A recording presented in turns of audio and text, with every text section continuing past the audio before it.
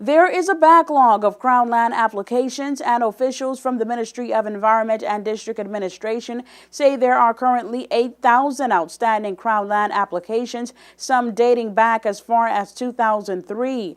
However, while thousands of residents remain hopeful that their applications may be authorized one day, officials tell News 4 that there will be no new applications until a proper regulation to mandate distribution and inventory of Crown land is established.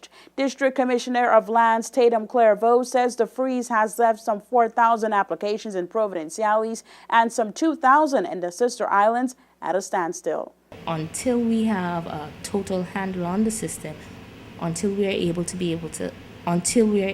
to see the number of Crown land, the amount of Crown land that is available, the amount of leases, standard conditional purchase leases, inclusive of residential and commercial leases that are out there, as well as long-term leases, as well as capture the arrears and be able to update persons on their whenever they're about to enter a new year of the lease, and prompt them to come in and pay for their land rent for that period.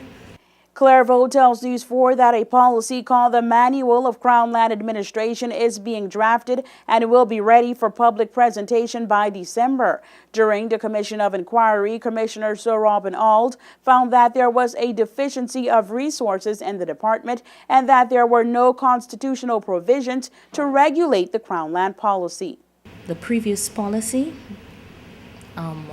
afforded every belonger to have a piece of Crown land on every island for residential purposes, right? And a maximum of 10 acres cumulatively for commercial development. That's not sustainable, right? So we have to look at a more sustainable method of granting persons land.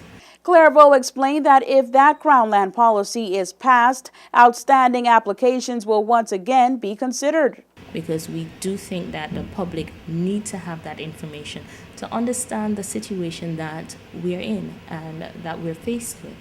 Like I've said before, the land is a finite resource, and not everyone will be able to get an acre, 2 acres, 3 acres of land to satisfy their commercial or residential needs.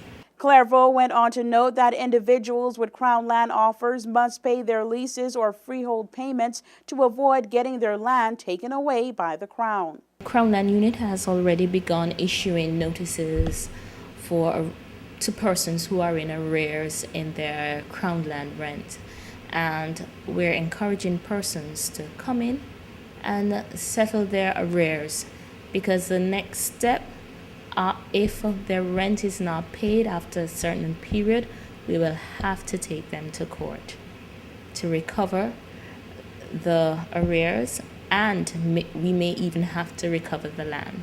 The new policy will also address the quantity of Crown land left throughout the nation and was one of the many initiatives presented by then Premier Galma Williams in March of this year.